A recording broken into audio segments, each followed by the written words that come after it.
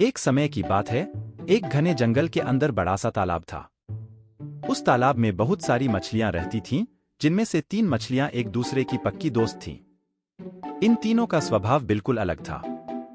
इनमें से 2 बहुत समझदार थीं। पहली संकट आने के पहले ही अपना बचाव कर लेती थी।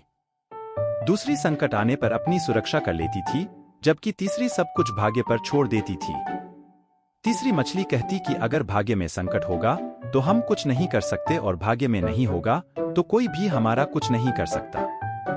एक दिन रास्ते से गुजर रहे एक मछुआरे ने उस तालाब को देख लिया। उसने देखा कि तालाब मछलियों से भरा पड़ा है। उसने तुरंत अपने बाकी साथियों को इस बारे में बताया।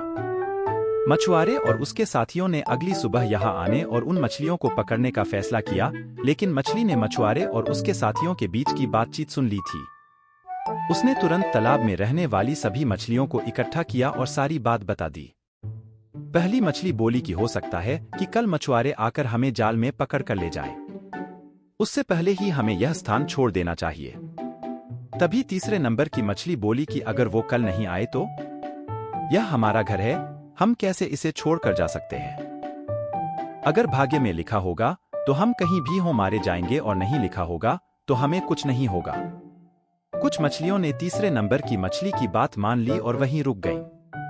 अन्य 2 मछलियां तीसरी मछली को समझाने में असमर्थ थीं, इसलिए उन्होंने बाकी मछलियों के साथ तालाब छोड़ दिया। अगले दिन मछुआरे और उसके साथियों ने अपना जाल डाला। जो मछलियां रह गई थीं वे सभी पकड़ी गईं। जो मछलियां भाग गई थीं उन सभी की जान बच गई और जो तालाब में रुक गई थीं वे सभी मछुआरों के द्वारा पकड़ ली गईं। मछुआरे ने उन्हें एक टोकरे में डाल दिया, जहां सभी तड़प तड़प के मर गईं। बच्चों, इस कहानी से हमें ये सीख मिलती है कि हमें कभी भी भाग्य के भरोसे नहीं रहना चाहिए।